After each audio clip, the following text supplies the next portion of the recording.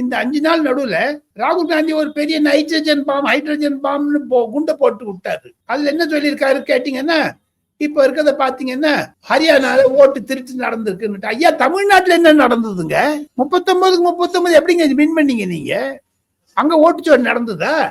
அப்ப திமுக கள்ள ஓட்டு போட்டாங்களா? திமுக எப்போ சுப்ரீம் கோர்ட் போறேன்னு சொல்றாங்களோ, காங்கிரஸ் ஏன் போக மாட்டேங்குது ஹரியானா சுப்ரீம் கோர்ட்டுக்கு?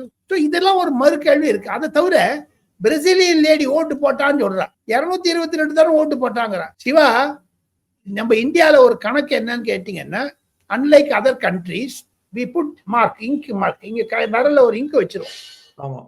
அது எடுக்கிறதுக்கு 1 மாசம் ஆகும். It gets into your body, blood எல்லாத்துலயும். அது இஸ் நான் கெமிக்கல், அதாவது இது இல்லை, அது இங்க போய் பண்ணிடுவாங்க. You cannot erase it. இப்ப நான் ஒரு தடவை வெளில வந்துட்டேன்னு வச்சுங்க, ஒரு போலிங் பூத் போயிட்டு 222 தானே நான் ஓட்டு போட்டிருக்கா, பிஜேபிக்கு ஓட்டு போட்டான்னு இவன் சொல்றேன். நான் சொல்றேன் அவ காங்கிரஸ் தான் ஓட்டு போட்டா. எப்படி தெரியும்? ஓட்டு போற சீக்கிரட். இந்த இங்கு போட்ட அப்புறம் 222 தானே போடுறான்னா அவன் ஏஜென்ட் என்ன பண்ணான் சார்? வாழைப்பழம் சாப்பிட்டு இருந்தாங்களா இல்ல முட்டைக்கு இது பண்ணியிருந்தாங்களா, தடவி கொடுத்துருந்தாங்களா?